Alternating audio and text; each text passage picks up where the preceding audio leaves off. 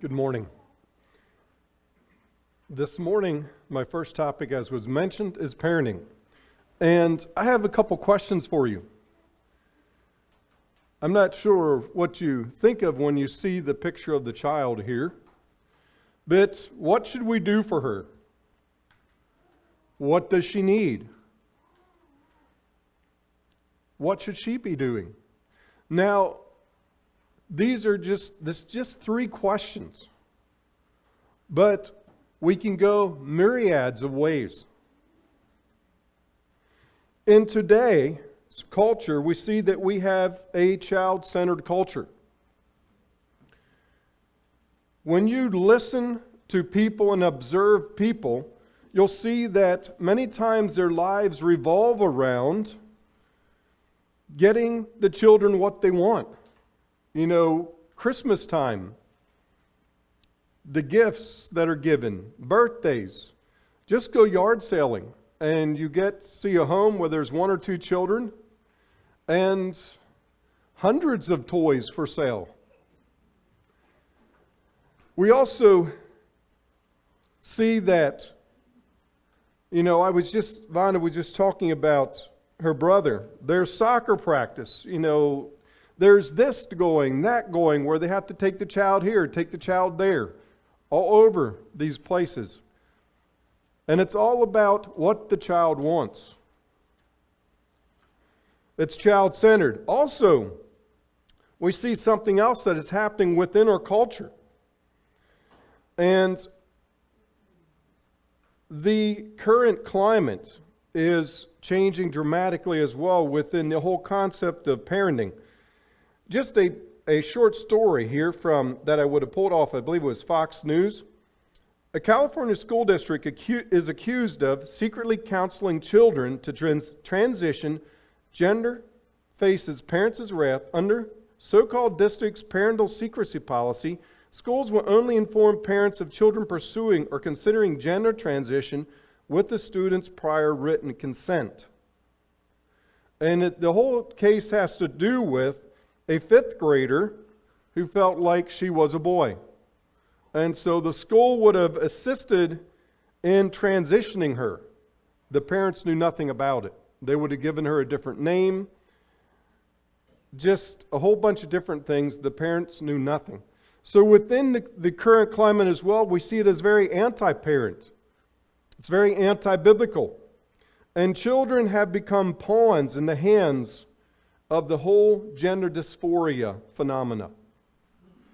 That the whole concept of where a child's gender is unknown, the questions they have as they grow, and that struggle with am I male or female is considered as what is gender dysphoria. We see that we have transgender parenting. Recently I just saw a quote by an individual who said, the fact is that I'm having a baby doesn't make me a woman. And to us, we say, really? But the reality of it is, that's where culture is. And that is the pressures that we're living in. Within this age as well as we have the age of information. There's oodles and oodles of books, articles about how to raise a child. Even within our Christian culture, within the broader Christian culture, there's books galore. How do you raise a child? One of the things to recognize with that is the more information we have, the more division we can have, the more divided we can become. And that information is not negative. I'm not anti-information. It's more so recognizing there's many, many ways to raise a child that are godly and biblical. And so we have to, as parents, sort through that and come together in it. Just 2 points to remember. Remember, sides always come in pairs. They're inseparable, yet always opposites. And why I'm pointing this out is the emphasis of this weekend is differences. And actually celebrating them, recognizing their need for them. So everything always has two sides. You take one side away from a $20 bill, you no longer have a $20 bill. They are always together, yet they are opposites. But yet, they make something of value. Take it away, it loses its value. And that's a point I want us to understand. The importance of different views, how essential they are, and how necessary they are. And in particular, we're looking at parenting today. Secondly, is something to remember is our greatest strengths are also our greatest weaknesses. Again, just with line of two sides, it's important to recognize that a strength is always carries with it an equal weakness. A person who is patient and forbearing will tend to be too patient and forbearing. That is their struggle. Every side, every strength always has an equal weakness. And so I may say I'm strong in this, but I have to then recognize that there is a parallel weakness with it.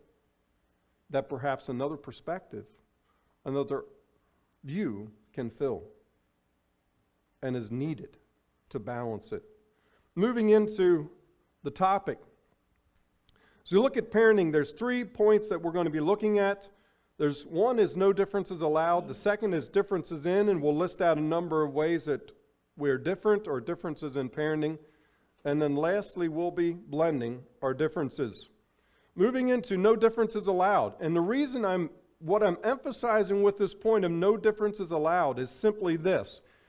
These are things that we cannot have different views on because they're core biblical views and principles. They're essential. They're foundational. Remove them and we'll lose a biblical concept of children and of parenting. First is gender is absolute. 15 years ago, I would not have thought I'd have to say that. But within today's current climate, we have to come back to the point that gender is absolute. Get into the field of biology, into the field of genetics, and you'll recognize that. It's absolute. A male is a male. A male is a father, if there are children. A mother, a female, is biologically a female. That is absolute. And only a female can be a mother. This gender is absolute, no matter how they split hairs and how they divide it. It's absolute. Secondly is, each child, first, is a gift from God. In Psalms 127, 3 through 5, he says, children are a gift from the Lord. They are a reward from him. Children born to a young man are like arrows in a warrior's hand. How joyful is the man whose quiver is full of them. He will not be put to shame when he confronts his accusers at the city gates. They are a gift from God. They're not a nuisance. They're not an accident. They're a gift. Secondly, is each child is born with a fallen nature. And this is absolutely foundational when it comes to raising a child. In today's culture within modern psychology, the emphasis is either man is good or man is neutral. And his environment, etc., makes him bad or good. According to Psalms 51:5, David says this, "For I was born a sinner. Yes, from the moment my mother conceived me." Ephesians 2:3 says, "All of us used to live that way, following the passionate desires and inclinations of our sinful nature, for by our very nature we were subject to God's anger, just like everyone else." Romans 3 speaks to the natural depravity of the human heart. Every child needs to be taught truth. Okay, a child enters this world and they do not contain truth within them. Truth is something that is external, outside of us. God is truth. And so one of the things as a parent is to teach our children truth. Secondly, is they need to be trained in the ways of godliness. A child comes into this world and it's about themselves. When they're hungry, when they don't like something, they let it be known. Who cares if it's midnight? Who cares if it's 1 a.m.? Who cares if I've been doing this from 9 p.m. to 4 a.m.? They need to be taught ways of godliness. They need to be taught to think outside of themselves. They also need their parents to help them develop their personal need of Christ. They are born with a fallen nature. Therefore, we have to help them develop their personal need for Christ. And obviously, as well, it comes along with the working of the Holy Spirit in the life of the child. Since a child is born with a fallen nature, it also means they're an expert manipulator. A child is good at dividing parents. They learn real quick who to ask and who not to ask. It doesn't take long to figure that out. If you want to do something, you don't ask mom. Or you don't ask dad. You know, I'm not picking on you ladies. I had to start somewhere because there's only two. They will detect your weaknesses, and they will utilize them to their benefit. They are expert manipulators. Thirdly, a child will be a tool used by God to sanctify you. Romans 8:28 and 9 says, "And we know that God causes everything to work together for the good of those who love God and who are called according to his purpose for them." We need our children. Our children sanctify us. And that is so important. They are a tool used by God to further us in our spiritual walk. Fourthly, every child will be different than his siblings. That's where all the child raising books, if they're not careful, they attempt to say, here's the mold to raise children. And it works great for child A, somewhat for child B, and forget it for child C. Most of those people probably only had one or two. But the reality of it is, every child is different. And we have to learn what works and doesn't work with the child. One of the things with children, though, is they're incredibly malleable. They're easily shaped and molded. Another thing to remember with that, and this is kind of apart from it, but I'll put it in here, is that we're always training a child. When we have children, we're always training them. You say, well, wait a minute. Those times that I get angry, I do things. Remember, you're training them. We can train them in evil ways, or we can train them in godly ways. We're always training. Lastly, is every child needs the Lord. Every child. Sometimes, as Anabaptists, we look in our church and we see these young people that have not given their heart to the Lord, and we say, yeah, they're not too bad. What is the difference between that young teenager or that teenager in our church that has not given his heart to the Lord versus that young person on the street corner in downtown Columbus that does not know the Lord? What is the difference between them? One is an educated sinner. One's a refined sinner, the other is not. That's the only difference. In many ways, that person sitting in that church pew is in a worse place than the person on the street corner. If they do not know the Lord, they have been given all the keys. They have been given all the opportunities. And if they do not make that commitment, they are in a worse place, according to Scripture, than the person who did not have those opportunities. So we have to reverse our thinking many times. When we look at a young person, within our circles who has not given their heart to the Lord. Moving on. And no difference allowed is this simple truth of everything we do comes from our heart. Proverbs 4:23 says, "Guard your heart above all else, for it determines the course of your life." Mark 7, verses 21 through 23 says this, or 20 through 23. And then he added, "It is what comes from inside that defiles you, for from within, out of a person's heart, comes evil thoughts, sexual immorality, theft, murder, adultery, greed, etc., etc., etc." And he says, all these vile things come from within. They are what defile you. Okay, we live from our hearts. And everything we do comes from within that. The question is, what is behavior?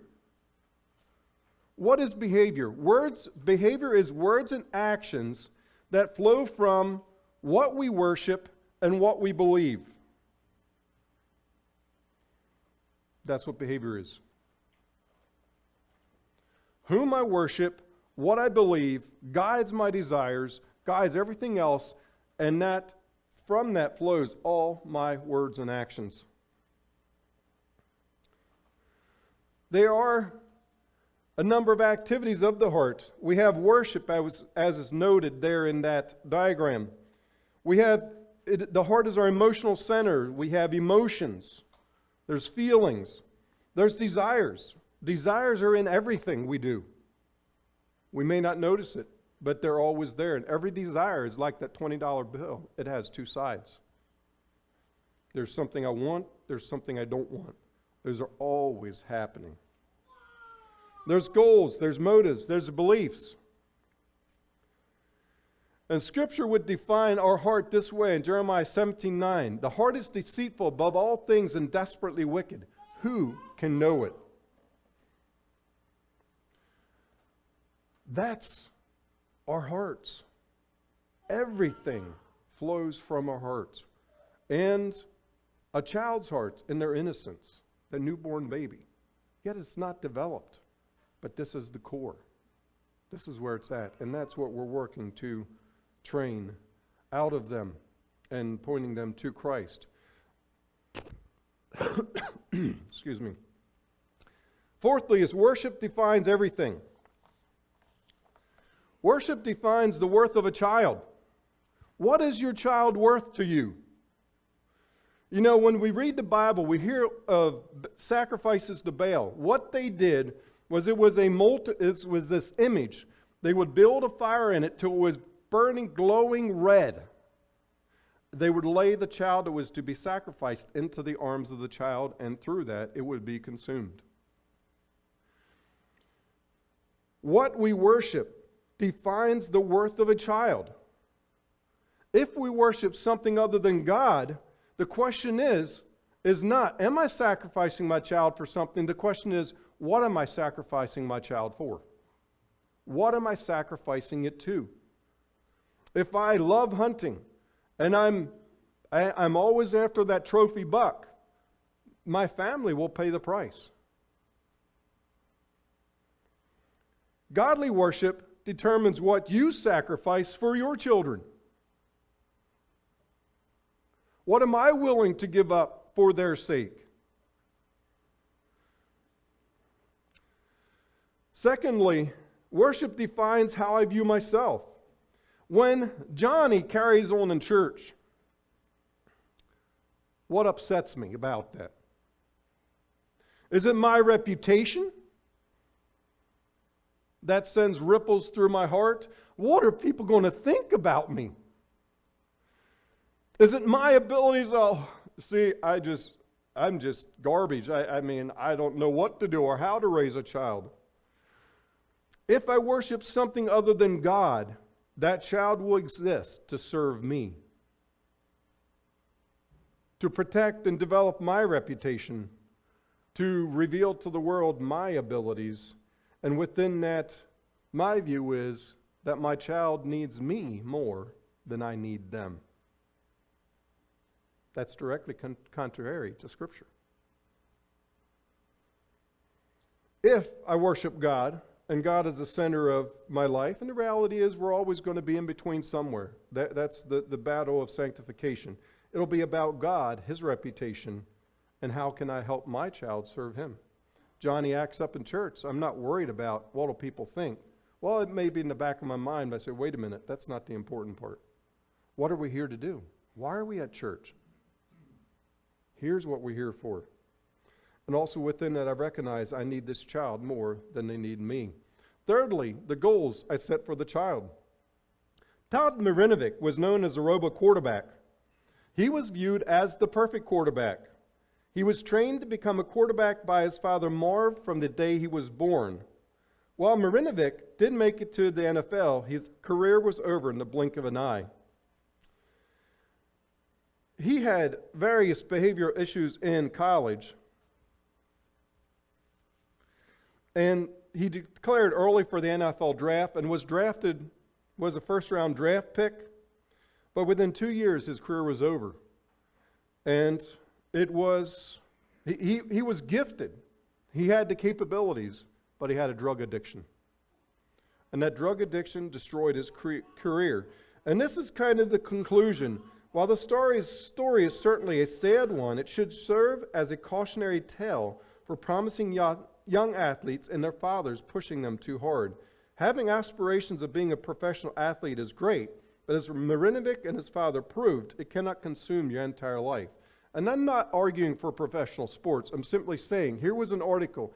As they evaluated the flame out of this young man's career, they realized it was because of the goals his father had set for his child. He was going to be the ultimate NFL quarterback. His father was a renowned quarterback's coach. And in that focus, he destroyed the child. His agenda was to make this child great. See, if we worship something other than God, this child will obey me and advance my agenda. The child's not into consideration. We're not considering them.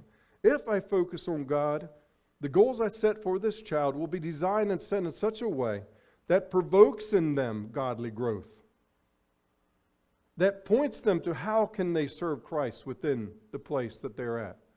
That's focused on God and His agenda. Fourthly, what I worship defines the goals I set for myself.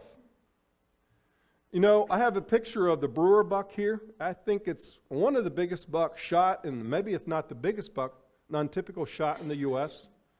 I'm thinking it was 2018 or right in there, the last number of years. What does it take to get a deer like this? Do you just decide to walk out one day and shoot one? The reality is, if you talk to people who are after trophy deer, it's something that consumes their life. It has to. Because they have to learn. The deer like this are so reclusive. They have to learn their weaknesses. They have to learn their travel routes, when they move. It dominates their life. And life has to conform to the pursuit of this goal. So if I'm worshiping something other than God, a child will be there or will be a hindrance to what I wish to accomplish. They will have to sacrifice what they want for my agenda and my goals. It's my career. It's my life. Don't get in the way. It's my tools. This is how it goes. If I'm focusing on God, my focus will be on how can I learn to know this child. I will be willing to allow them to mold me. I will also be able to balance things better. We have to focus. What is God's goal? What is His will?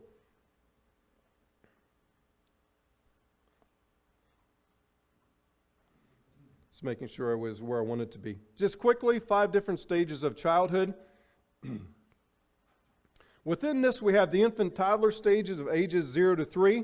And I would say within this stage, a parent is a gentle dictator. Discipline or consequences need to be dealt out immediately and concisely. And many times within this stage, a fairly common form would be some form of corporal punishment. It's fairly straightforward. The goals are within this stage to develop their understanding of authority structures and submission. And you teach basic right and wrongs. You know, Sarah, it was wrong for you to take the toy from Sally, to grab it and take it. Here's what you need to do. Here's how you go about it. Their limited intellect makes teaching, intense teaching, impractical. In other words, what we're focusing on is basic foundations, is the development of those basic foundations. Secondly, is the informative stage, which is generally, and this is just roughly the ages of 3 to 10. And there is a transition in approach as you go through the ages, through this age, to more of authoritative approach. The child may have some limited responsibilities with the child and decision making, with parents having the final say. More time is spent explaining the need for consequences, and there also are a broader array of consequences available. As their intellect, their understanding grows, it brings in a broader array of consequences. The goal within this stage is teaching obedience and developing a fuller, in-depth understanding of right and wrong. And again, we're simply taking the foundational principles taught to that toddler and expanding them. The next would be the transitional stages of ages 10 to 18, where the parenting style transitions more to an overseer approach.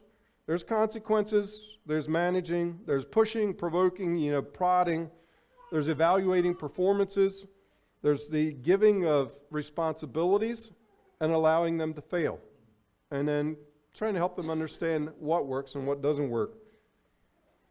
There's also limited corporal punishment, shifts to more of a primary loss of privileges, and the emphasis shifts from parental influence to God and His presence. In other words, we're transitioning the child from the authority of the parent to the authority of God, that God goes with them everywhere. And lastly is the advisor stage, or the adult.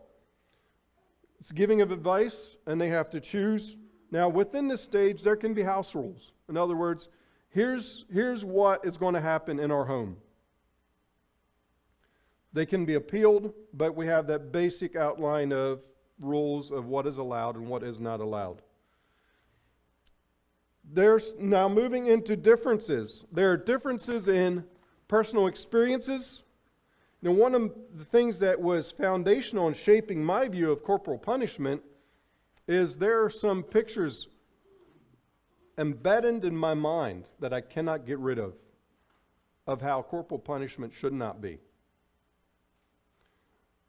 So we have personal experiences that shapes and creates differences. Secondly, there's differences in beliefs and applications. Applications are situational differences. Within a difference in applications, parents have the same foundational belief, but within the situation, they may have developed a different application of what should be done or what needs to be done, and it can appear as an inconsistency, but it may or may not be. You also then have the deeper issues of belief, of differences in beliefs, and within that, there will be a constant difference. It doesn't matter what the situation, we will be differing in what within the situation. And so we show deeper foundational issues. In other words, those deeper foundational issues form our conclusions. And it's something you will constantly run into. And within that can be a little more challenging to navigate.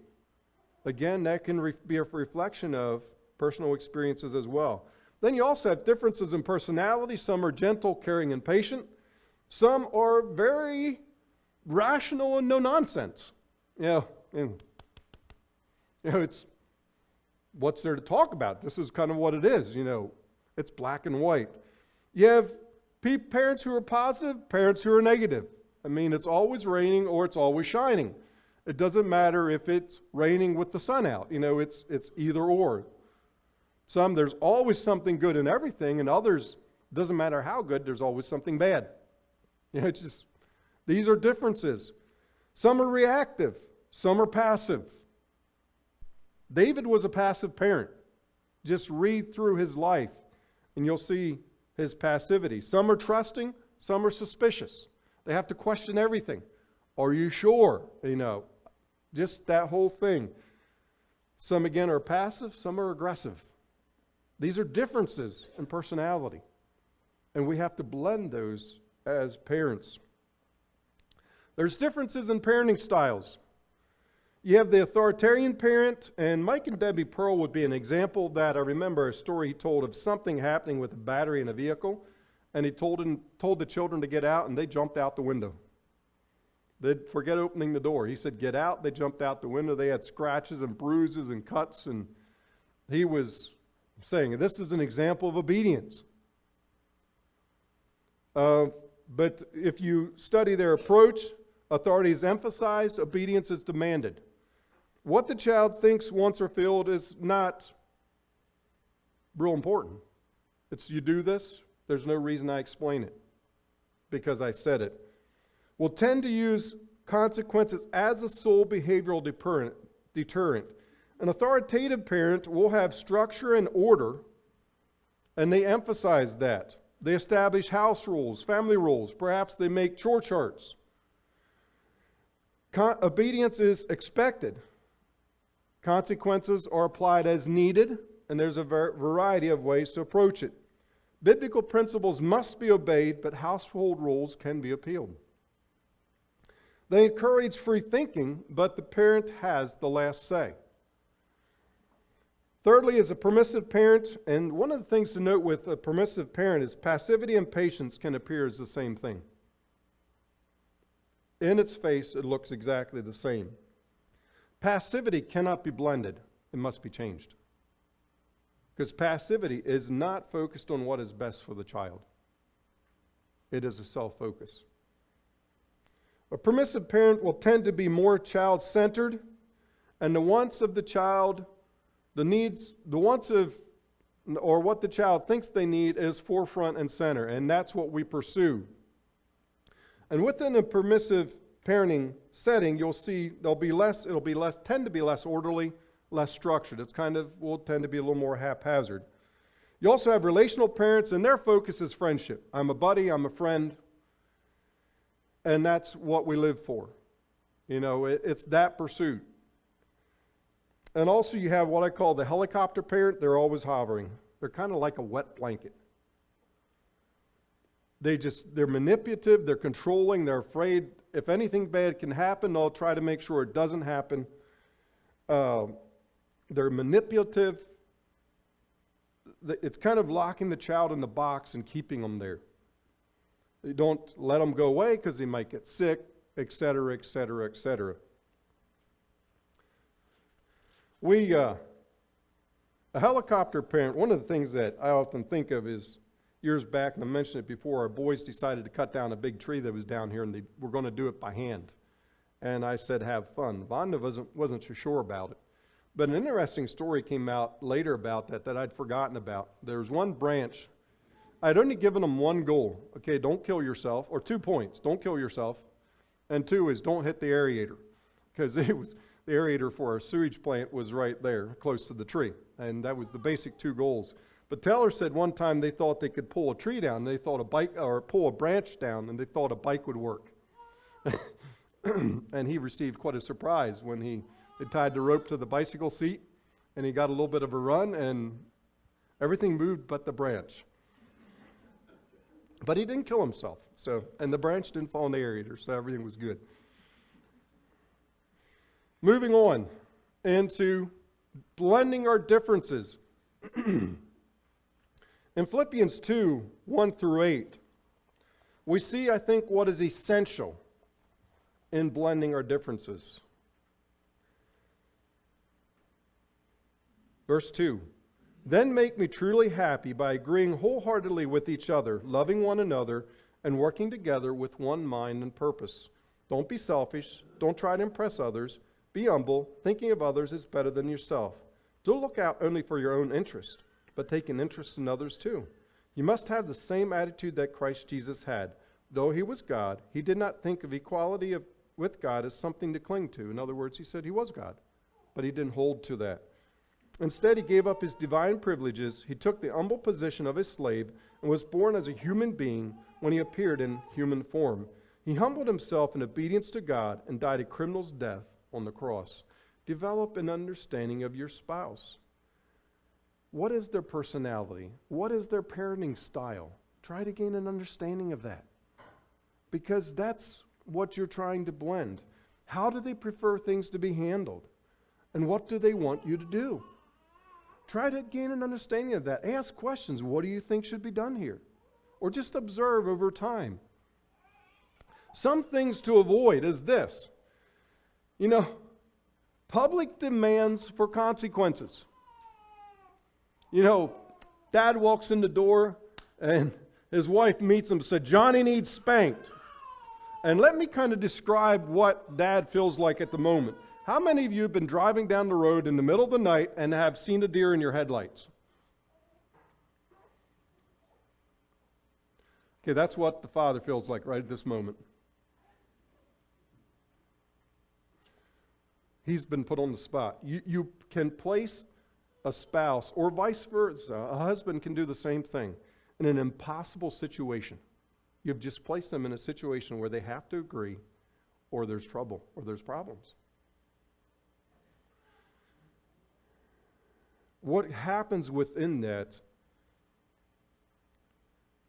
especially if the child knows it, that it undermines the authority of the parents. For mom, perhaps Johnny was just kind of underfoot all day. He's just there. It's a culmination of a day, and she's done. But also, within that increases the likelihood children will divide the parents. And that's something to avoid. And with a statement of this is what needs to be done. I think it's important to approach it if there's been problems, something needs done, and discuss while you may have the conclusion. And it may be appropriate and right to discuss it.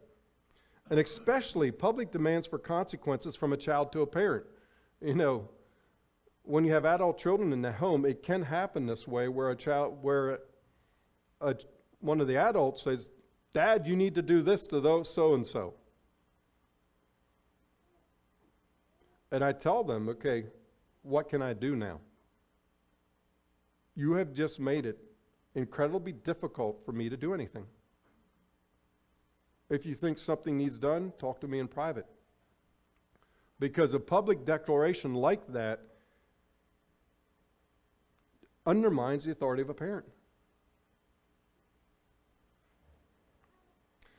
Public discussions about possible consequences. When we talk about what we should do for Johnny, what will happen is, especially if there's 6 other children in the home, is they will all have their view of what Johnny needs. And forget about getting anything accomplished. We now have a royal spat. It tends to divide, and it will totally sidetrack what needs to be done. It clouds parental authority and the legitimacy of consequences. Who is in control? Are the siblings in control, or are the parents in control? And you have to navigate all those things before you can actually do something.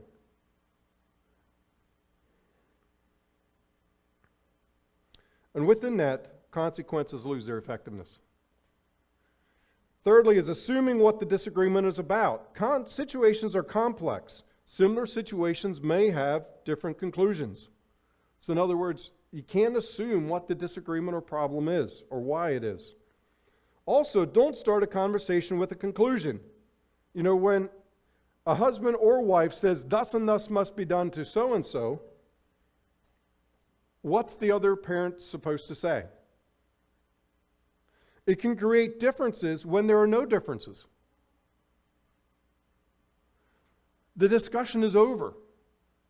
To say, "Well, I'm not sure," okay, now you have a difference.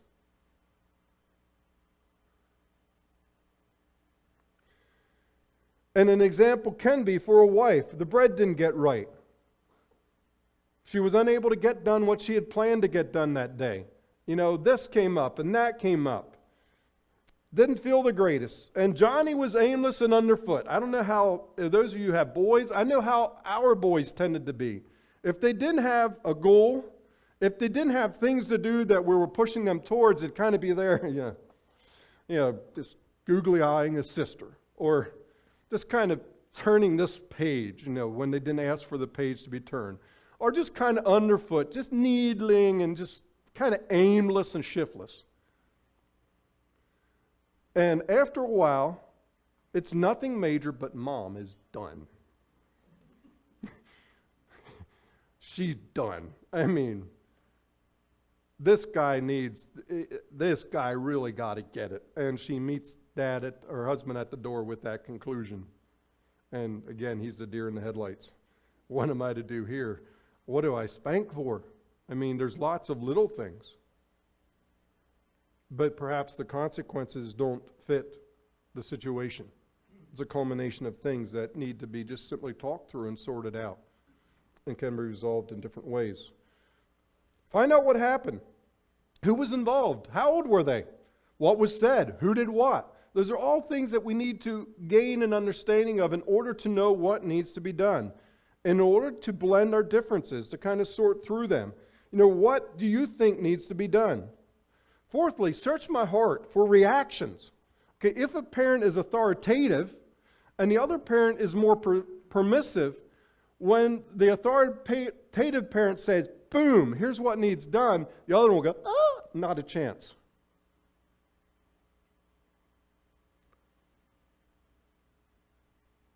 Search your heart. Am I reacting? Are there attitudes there? I remember an individual that I'm talking to said, when so-and-so speaks, it's depression speaking. Or it's fear speaking. It's anxiety speaking. That's an attitude. That is a screen everything is run to that clouds the decision that needs to be made. Search your heart for attitudes. Also question, how am I feeling at the moment? Are there unresolved situations that are entering into this picture? Are there things we have not yet resolved as a couple? These are important things to search our heart on and to sort through. And the last point is discuss it together. And for the husband or the wife, both can say to the other, we need to talk. It's important to have that understanding that you can, that Vonna can approach me, or I can approach her and say, we need to talk. There are 3 common scenarios that we'll run into within this need to talk. One can be expressing concern for an interaction, either with them as a couple or a child. Another could be seeking intervention in the present problem. And I've also seen and there can be more, but confirming a decision that was made. Is this the right decision? I had to make a decision. What do you think? Is that the right decision? All you're doing is learning to know each other, and from that you can make better decisions that the other supports. As for the husband, as a leader, and both can be applied too. I think it's good for both. First is confirm what happened. Make sure you're talking about the same thing. I don't know how often in the discussion of a family with different children, I'm talking about something, someone interjects something, and we're like, what? I'm lost here. And that can happen within parents in situations, is make sure you're talking about the same thing. Ask, what is your perspective? What did they do? How did you interpret what was done? Why do you think they did it? What are you thinking in this? What do you think needs done? What are you feeling? Why are you thinking this way? Why do you think Johnny needs spanked? What's your reasoning for it? How did you come to this conclusion? If a conclusion seems extreme, evaluate, are there other connections? Are there other things flowing into it? Notice I said the bread didn't get good, not feeling well.